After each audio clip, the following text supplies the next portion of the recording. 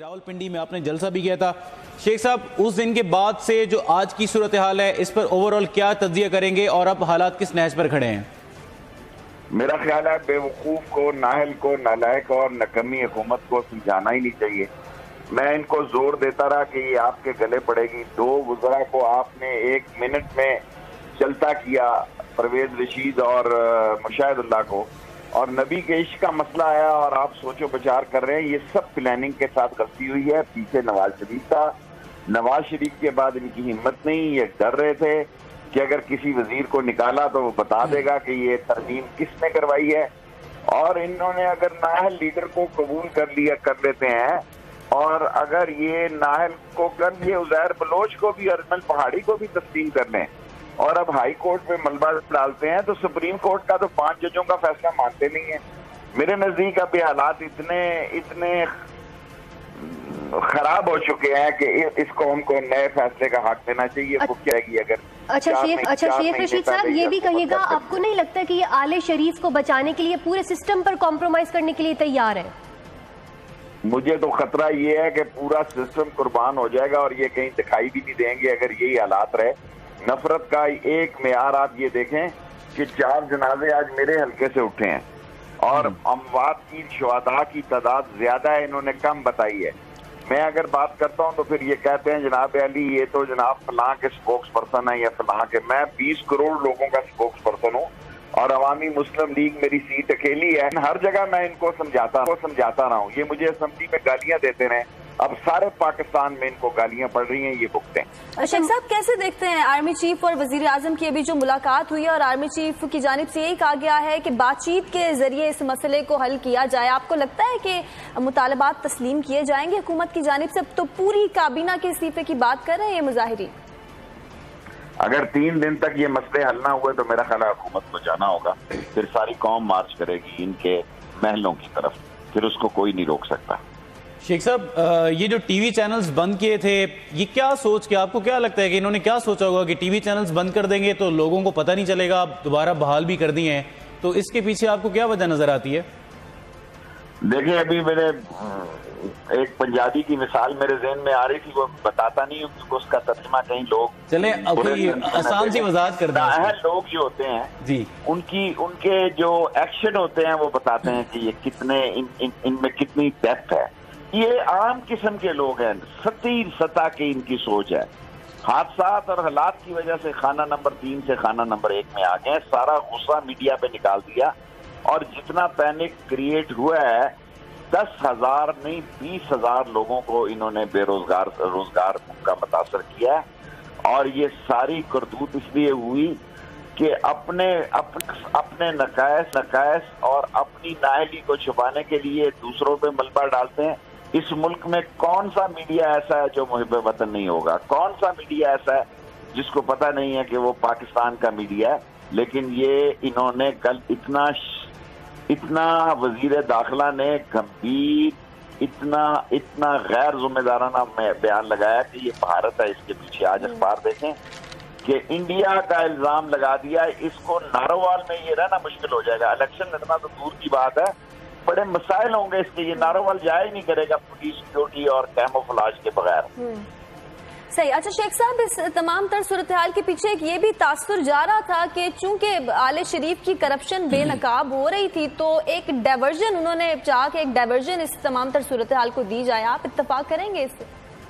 میں تو سمجھتا ہوں کہ آل شریف سمجھتے ہیں کہ فوج ان کے رستے میں رکاوٹ ہے، وہ فوج کو اس مسئلے میں ملوث کرنا چاہتے ہیں۔ جی، ابھی نہیں میں کہہ رہا، کچھ دنوں کے بعد میں کیپٹن صفدر پہ بیان جاری کروں گا کہ اس کا کیا مسئلہ تھا اور انڈر دی ٹیبل یہ کیا ڈیلیں کر رہا تھا اور یہ کہاں جا رہا تھا اور کہاں گیا۔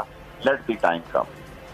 اچھا شیخ صاحب، ہمیں یہ بھی بتائیے گا کہ اب آرمی تو کہہ رہی ہے کہ ہمارا کام لوگوں کو بھگانا نہیں ہے، آپ پہلے کچھ ہمیں کلیریفائی تو کریں کہ ہم ظاہر ہے اب آرمی ڈنڈے لے کے تو نہیں جائے گی وہاں پہ، ان کے پاس تو اسلحہ ہوتا ہے، اسلحے بغیر تو وہ کہیں پر گھومتے بھی نہیں ہیں، تو آپ کو کیا لگتا ہے کہ یہ اب کسی دوسرے کے کندھے پر رکھ کر اپنی بندوق چلانا چاہتے ہیں؟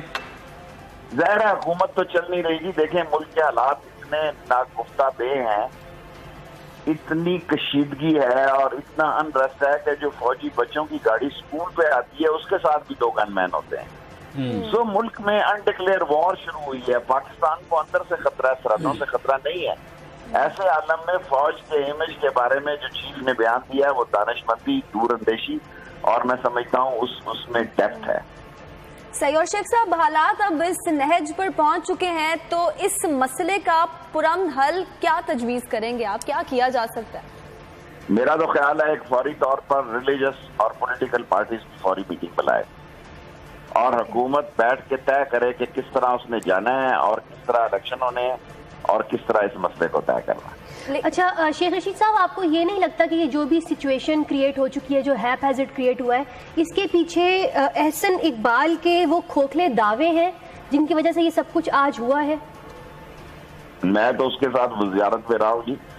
ये 2020 के उस वक्त 99 में और उस वक्त 20 साल पहले के ख्वाब देख रहा था। सो ये वैसे ख्वाबी पुलाव बनाने वाला बंदा है, ना डेप्थ है, ना बीएन है, ना फहम है, ना फरासत है। बस कंपनी की मशहूरी के लिए लगे हुए हैं ये भी लोग, और वहां खड़ा हो जाता है स्कैनर के आगे कि मुझे जनाब एडी आके बताएं कि मुझे क्यों यहाँ पे रोका गया है। सो इनकी सोचें फौज के बारे में बड़ी मकरू हैं। फौज ने जो बात कही है बिल्कुल ठीक कही है। और शेख साहब, इस स्कूल ऑफ थॉट से कितना आप इत्तेफाक करेंगे कि हुकूमत खुद चाह रही थी, खुद मूड में थी कि अनारकी पैदा की जाए और तसादुम की सूरत हाल पैदा की जाए मुल्क में? ये उनको लग रहा था कि उन्हीं के मेरे पास जो बात होगी मैं वही कहूंगा। मेरे पास ये खबर थी कि ये चाहते थे कि फौज आके, पुलिस का रवैया कल देखे ना क्या था, ना होने के बराबर था। 8000 आदमियों को 20 दिन से आपने थका दिया सर्दी में, तो उनका रवैया तो बिल्कुल ना होने के बराबर था। और फौज जब आगे आएगी तो जाहिर है फौज तो जो गोली चलाती है उसके कौल का जवाब भी दिखना पड़ता है कि इसका नतीजा क्या निकला। शेख साहब, तो फौज को ना बुला के बहुत अच्छी बात जी है। शेख साहब, आप तो इन्हें बहुत अच्छे तरीके से जानते हैं। जब ये हुकूमत बनी थी तो ये कहते थे कि हम तो तजुर्बाकारों की हुकूमत है। मॉडल टाउन का मामला हो, 4 हलकों का मामला हो या ये इशू हो, ये तजुर्बाकारी सारी कहाँ गई शेख साहब? बस शरीफ खानदान खुदा की पकड़ में आया है और उसको बड़ी गलतफहमी थी कि इस कौम को प्लाटों से और इस कौम को ASIयों की नौकरियों से और तहसीलदार और पटवारियों से खरीदा जा सकता है और वक्त आने पे ये पैसा मार्केट में फेंकते हैं।